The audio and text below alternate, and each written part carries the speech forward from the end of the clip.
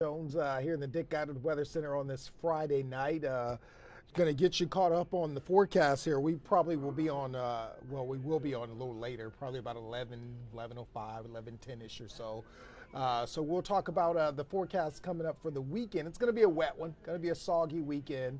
And even as we get into next week, still going to be on the soggy side. I mean, it's just a wet one. And sometimes that's the case. You know, when you get into springtime, you start to get into a pattern where you get systems that come through all the time and keeps us on the soggy side.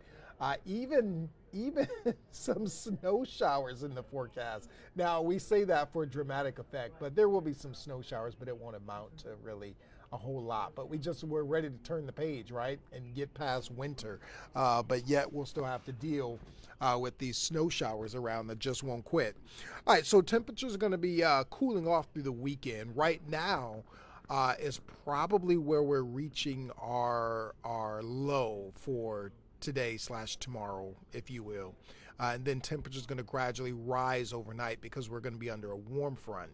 And then we'll reach our high about noon tomorrow, and then we'll be falling through the course of the afternoon. Then it's the active pattern where we got rain and thunderstorms coming overnight tonight, and then some rain on Saturday, and then Sunday will be relatively dry, but then in Sunday evening, some of us will see some wet snow showers.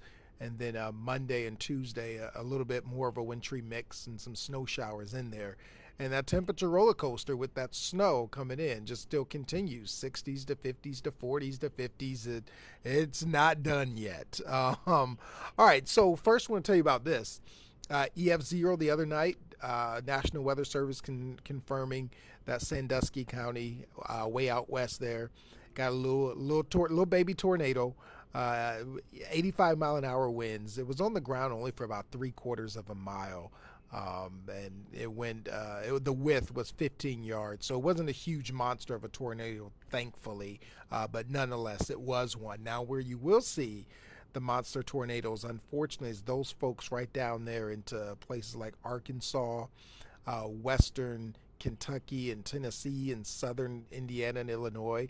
There are tornado watch boxes out already for them, so tonight might be another rough night for those folks. Now, we do get a piece of that energy that comes northward overnight tonight, but those storms should behave themselves overnight tonight when they move through here. You'll notice that if you look at the greens, that's what we call marginal. Of course, green, the further out you head, the less likely anything severe. But then you get into the yellow and the orange and the red. Of course, that's the more chances of it being severe. So we are away from that, thankfully. But you may be awakened overnight tonight by a clap of thunder and maybe some lightning and maybe a little bit of hail, but certainly some gusty winds and heavy rain with maybe. And I say maybe a storm or two. Not that we're expecting a whole big line of storms like the other night. No, it's just once this heavy rain comes through, one or two thunderstorms may be with it.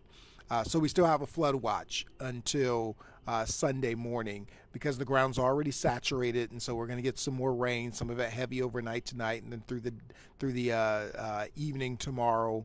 Unfortunately, flooding is just going to be one of those threats. Now, we're not expecting major flooding, but some minor flooding certainly possible, especially if you live near creeks and ponds and rivers and what have you. You may get some of that flooding going on.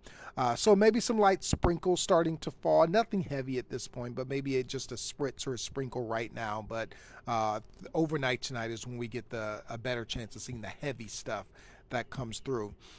Temperatures in the 40s up by the lake and the 50s away from the lake because we have a breeze that's coming in from the east and northeast right off the lake. So, of course, those communities right downwind of the lake get the influence of the colder lake. So a little bit colder up here and then a little bit warmer away from the lake. But again, temperature is going to be rising as winds switch out of the south tonight under a warm front. So it's not necessarily breezy right now, but the winds will start to peak overnight tonight and through the day tomorrow with a cold front that's starting to barrel through here. So again, you'll notice that temperatures gradually rising as we go throughout the overnight hours. And then first thing in the morning, temperatures will be in the 50s, and we'll reach about 64 tomorrow at noon and then fall through the course of the afternoon. I like to show this because next Wednesday, will be our first 8 o'clock sunset. All right. We're starting. It just seems like progress, you know. And wouldn't you have it, next Wednesday will be when we're back in the 50s. So we'll start to warm up a little bit after a brief chill down. So a nicer sunset will do us good. A nice longer sunset. So here's the general trend there. You see the 60s for us tomorrow, and then we get into Sunday and Monday, and we dip into those 40s, and then Tuesday we get an even colder air mass comes in here, and temperatures in the 30s. And yep, Tuesday is the Guardians home opener. I'm hearing that it's sold out, but we'll see. We'll see if we can get that game in because it's just going to be so cold. So there's tomorrow. This is the bigger picture now. The rain showers move through, and then Sunday is going to be predominantly dry. So we say a soggy weekend, but it's really the first part of the weekend that's soggier. And then I'll show you about the second part of the weekend, who will see some snow showers. And then there's Monday. Clipper system comes through, rain snow mix in there, temperatures in the lower 40s. Some of us probably won't even get out of the 30s. And then as the Clipper system approaches, some left behind snow showers, mainly lake effect as we get into the day on Tuesday. Anything we see on Tuesday snow shower wise, first, it won't accumulate much, but secondly, it should be gone by the time the Guardians start later on in the afternoon. So this is overnight tonight. About 4 o'clock in the morning. What I am going to do is I'm just going to take this a little slower. So there's about 2 o'clock in the afternoon. It's 2 o'clock in the morning. I'm sorry, and it's right along the 75 corridor tonight.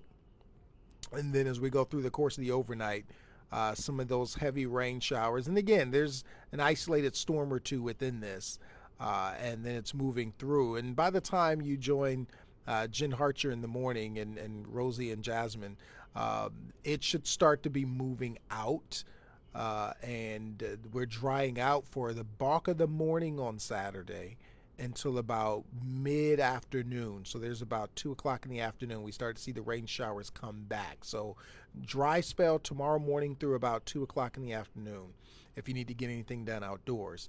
And then there's the rain coming back in the evening time tomorrow. And there's some pockets that are about moderate, so we'll call it light to moderate rain, but it is persistent throughout the afternoon and evening. And we're still seeing that south of 76 through the overnight Saturday night. Look at that there, early Sunday morning. Maybe some of that starting as the colder air starts to infiltrate in here behind that, starts to switch over to a little bit of snow shower activity. But we are predominantly dry on Sunday. You see here as I'm going through the day on Sunday, we are dry.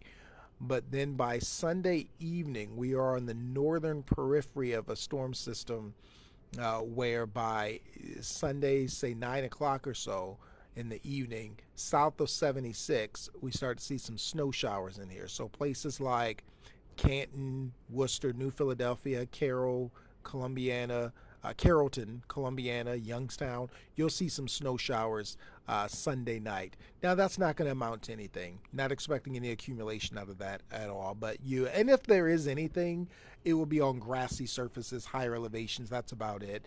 Ground's way too warm at this point. So there will be no sticking really on the roadways or anything like that. And then it's out of here overnight, Sunday night, and skies gradually, briefly clear Monday morning, but then Monday afternoon is when that Clipper system comes in here and we get a rain snow mix. So that's the way that's working out for us. So we get another 1 to 3 inches of rain by the time it's all said and done on Sunday. Out of this next couple systems that swing through here. These spokes of energy that are riding along this stationary front that's going to be just off to the south. So opening day with that cold air that comes in here, you saw me just roll through that and show 30s coming in. Wind chills near 30. I believe Scott loves digging into the numbers. And if you don't know Scott Sable, he is really into sports and weather. A lot of us guys here and a lot of us male meteorologists here, we are into both. But Scott digs into the numbers. And so I believe our coldest opening day was 34 degrees, and I think it was back in 2015 or 16, one of those years. And he has a graphic that I think I'll pull out on Monday, the day before the opener, just to give you some of those statistics. But this may rival that. This may rival one of the coldest, and I don't know what the threshold is of if when they would cancel a game. Like, this would be fine for football. Football, it's just like, all right, whatever. It's in the 30s, and you just bundle up and go and watch the game. But baseball is a completely different thing. I get that, and so we'll have to see. You'll have to certainly make sure you stay tuned, because we'll definitely pass it along for any reason if it's canceled because of the weather. But it is going to be a cold one. If it is still going on, bundle up. Listen, the guys playing out there, if they're out there, listen, they make millions of dollars. You go play ball in some chilly air, okay, and you go home and enjoy your millions. But most of us do not. So we'll go in and we'll have our big heavy coats on and get some hot chocolate or whatever else at the concession stand, or coffee or what have you, to keep you warm and enjoy one rite of passage of spring, right? When you think of opening day, you think of spring. You think of springing ahead with the daylight saving time. You think of spring. Obviously, the first day of spring. Then you think of things like 8 o'clock sunsets. So all these things just add on one more thing to spring, but it's certainly not going to feel like it by the time we get to opening day there. So tonight, that 47 is like right about now is where we're hitting our low, and then we'll gradually rise overnight tonight. Rain and storms coming in overnight tonight, about 3-4 in the morning, and then 64 tomorrow, but that 64 we hit about noon, and then we start to fall through the afternoon. We'll really flip that in about 5 hours. So 64 at noon, and then 46 by about 5-6 o'clock in the evening tomorrow. And then the 8-day forecast is just chock full of changes, just up and down. So that 64 tomorrow, rain showers, then 42 on Sunday. Most of us dry on Sunday, which I could see changing that to maybe a 20%, and then it's that evening time on Sunday south of 76 where you get the snow showers. And then on Monday, primarily in the afternoon, rain-snow mix 45. And then 35 with leftover snow showers on Tuesday. How about Tuesday morning? Waking up to 28 degrees. Woo-wee! It's going to be a cold one there. And then 50 next Wednesday. That's where we got that 8 o'clock sunset. 50 degrees with some sunshine. And then mid-50s from there on out, Thursday, Friday, Saturday. But the problem is, well, more rain showers for next Thursday and Friday. Looks like we dry out as we get into next weekend. Let's hope that stays that way, because, we've been in this pattern now where we get rain showers every weekend. We're like, what's that about? Come on. We want to get out and play over the weekend. So, all right. So that is the forecast. That's letting you know what's coming our way. So our biggest concern, in all honesty, is a little bit of flooding that could happen. Again, especially if you live along creeks and rivers and lakes and what have you, in ponds. So just a heads up, you could experience some of that because the ground's already saturated and got more to go. And then tonight's thunderstorms. It won't be a big line of thunderstorms that are pushing crazy gusty winds and severe weather. It's not that, but there will be some gusty winds. Don't be surprised if one or two of those do turn into a storm that kind of wakes you up with a clap of thunder and lightning and some heavy rain and gusty winds and maybe a little bit of small hail. But that's not going to be a big line and a big major threat.